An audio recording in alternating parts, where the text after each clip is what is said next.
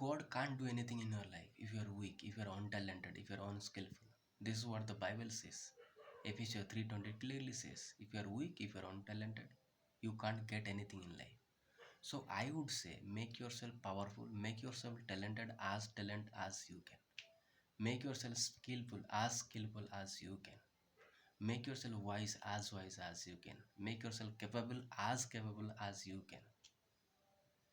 Because even God can't do anything if you are weak, if you are untalented, if you are unskillful. This is what I want to tell you and remind you.